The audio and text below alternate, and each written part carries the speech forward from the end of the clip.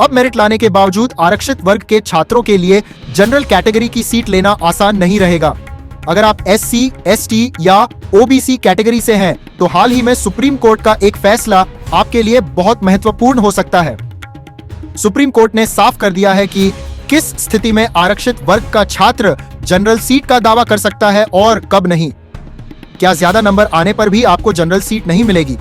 क्या उम्र या फीस में छूट लेना अब नुकसानदेह साबित होगा? ये फैसला जनरल और आरक्षित दोनों कैटेगरी के छात्रों की किस्मत को प्रभावित करेगा। आज हम आपको बताएंगे सुप्रीम कोर्ट के उस आदेश के बारे में जिसने UPSC और अन्य सरकारी भर्तियों में आरक्षण के नियमों को पूरी तरह स्पष्ट कर दिया। सरकारी नौकरी में आरक्षण हमेशा चर्चा का विषय रहा है। अक्सर छात्रों के मन में यह सवाल आता है कि अगर कोई आरक्षित वर्ग का उम्मीदवार जनरल उम्मीदवारों जितने अंक ला पाए तो उसे कौन सी सीट मिलेगी। अब सुप्रीम कोर्ट ने इस पर स्थिति बिल्कुल स्पष्ट कर दी है। यह विवाद तब शुरू हुआ जब कुछ आरक्षित वर्ग के उम्मीदवारों ने कोर्ट में याचिका दायर की। उनका कहना था कि उन्होंने भर्ती परीक्षा में जनरल कट ऑफ से ज्यादा अंक हासिल किए हैं, इसलिए उन्हें जनरल कैटेगरी की सीट मिलनी चाहिए, न कि आरक्षित कोटे की। सुप्रीम कोर्ट ने इस याचिका को खारिज कर दिया और साफ कहा कि नियमों को प्रक्रिया के बीच में नहीं बदला जा सकता। जस्टिस JK माहेश्वरी और जस्टिस KV विश्वनाथन की बेंच ने स्पष्ट किया कि अगर किसी आरक्षित उम्मीदवार ने परीक्षा के किसी चरण में छूट या रियायत का फायदा उठाया है तो वह जनरल सीट का हकदार नहीं होगा, भले ही उसने फाइनल परीक्षा में जनरल उम्मीदवारों से ज्यादा अंक क्यों न प्राप्त किए हों।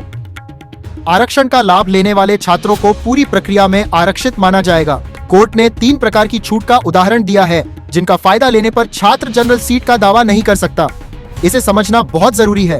सुप्रीम कोर्ट ने यह भी स्पष्ट किया कि आरक्षित वर्ग का छात्र तभी जनरल सीट का हकदार होगा जब उसने बिना किसी छूट के, यानी जनरल उम्मीदवारों की उम्र सीमा और प्रयासों के नियमों के अनुसार परीक्षा दी हो और जनरल कट ऑफ पास किया हो। सरल भाषा में, अगर आप जनरल नियमों के तहत परीक्षा में सफलता हासिल करते हैं तभी आपको जनरल सीट मिलेगी, लेकिन अगर आपने आरक्षण का लाभ उठाया तो सीट हमेशा आरक्षित ही रहेगी।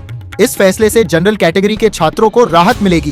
पहले आरक्षित वर्ग के टॉपर्स जनरल सीटों पर चले जाते थे, जिससे जनरल छात्रों के लिए सीटें कम हो जाती थीं। अब सुप्रीम कोर्ट के आदेश से यह सुनिश्चित होगा कि जनरल सीटें केवल उन्हीं को मिले जिन्होंने बिना किसी विशेष छूट के परीक्षा दी। इसका असर जनरल कट ऑफ पर भी देखने को मिलेगा। आरक्षित वर्ग के छात्रों के लिए सबक, अगर आप आरक्षित कैटेगरी से हैं और आपकी उम्र जनरल सीमा के भीतर है तो आवेदन करते समय सावधानी रखें। अगर आपको लगता है कि आप मेरिट में आ सकते हैं तो बिना किसी छूट के अप्लाई करें। इससे आपके पास जनरल और आरक्षित दोनों सीटों का मौका रहेगा। लेकिन यदि आपने एक बार छूट ले ली तो चाहे आप टॉप करें, आपकी सीट हमेशा आरक्षित कैटेगरी में ही गिनी जाएगी। निष्कर्ष, सुप्रीम कोर्ट का यह फैसला सबको बराबरी का मौका देने और प्रक्रिया में पारदर्शिता लाने के उद्देश्य से लिया गया है। अब छात्रों को तय करना होगा, या तो मेरिट के आधार पर मुकाबला करें या आरक्षण का लाभ उठाएं, लेकिन दोनों का एक साथ दावा संभव नहीं है। क्या आपको यह फैसला सही लगता है या गलत? क्या इससे सरकारी नौकरियों में पारदर्शिता बढ़ेगी? अपनी राय कमेंट में साझा करें।